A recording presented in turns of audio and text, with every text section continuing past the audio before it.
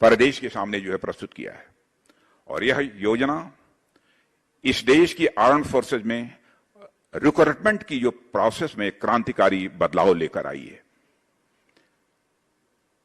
अब इसको लेकर कुछ लोगों के द्वारा भ्रांति पैदा की जा रही है, अथवा हो सकता है कि एक नई स्कीम होने के कारण लोगों के अंदर इसमें कोई भ्रांति पैदा हो रही है। लेकिन इस योजना के अंतर्गत हमारी सरकार ने सबसे राय परामर्श करने के बाद और वर्षों से, लगभग 1.5-2 वर्षों से लगातार इस विषय पर हमारे प्रधानमंत्री जी चर्चा करते रहे। जो हमारे यंग सर्विसमैन हैं उनके साथ भी चर्चा हुई है। एक कंसेंसस बनने के बाद ही यह निर्णय लिया गया है। यानी हम चाहते हैं कि देश के अधिकांश नागरिकों में एक सेंस ऑफ मिलिट्रीशिप, एक डिसिप्लिन का भाव, एक अनुशासन का भाव, वैल्यूज के प्रति कमिटमेंट, मूल्यों के प्रति उनकी प्रतिबद्धता, यह जो है उनके अंदर पैदा हो। हम लोगों ने यह फैसला किया कि अग्निवीर 4 साल के लिए उनकी नियुक्ति की जाएगी। 6 महीने उनकी ट्रेनिंग होगी, 3.5 वर्ष शेष एक सैनिक के रूप में देश को अपनी वह सेवाएं देंगे। लेकिन इन 4 वर्षों के अंदर जो उनको सैलरी दी जाएगी, 30,000 रुपए पर मंथ से लेकर 40,000 रुपए तक की वह सैलरी है। और कुछ कंट्रीब्यूशन उनका होगा, कुछ कंट्रीब्यूशन सरकार का होगा।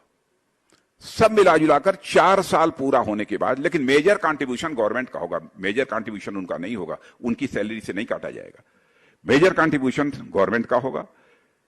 4 साल समाप्त होने के बाद उनके हाथ में 11,71,000 11,71,000 यह रुपया उनके हाथ में आएगा। लेकिन इसके साथ साथ यह भी है, यदि वह हाई स्कूल पास होने के बाद वह सैनिक बने हैं तो 4 साल यह पूरा होने के बाद इंटरमीडिएट की सर्टिफिकेट उनको दी जाएगी।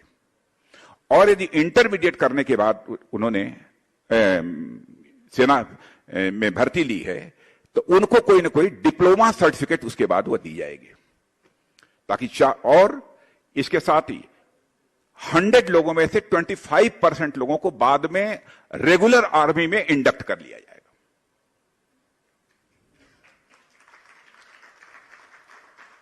अब लोग ये कहते हैं कि साहब अग्निवीर जो बनकर आएंगे, क्या तो यदि उनको ताजिंदगी यदि सेना में सेवा करने का अवसर नहीं मिलेगा तो इसका मतलब क्या है? मेरे भैया, ताजिंदगी तो किसी भी सेवा में लोगों में को काम करने का अवसर प्राप्त नहीं होता। और लोग कहते हैं कि हमारे लिए भविष्य में रोजगार की गारंटी क्या होगी?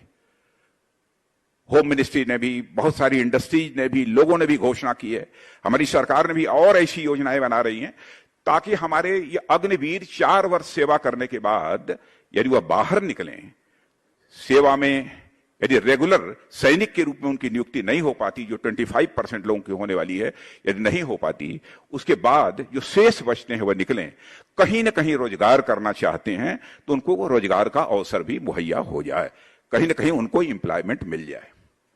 कई राज्य सरकारों ने यह घोषणा कर दी कि हम यहां उनको प्रायोरिटी देंगे, हम उनके लिए रिजर्वेशन तय करेंगे।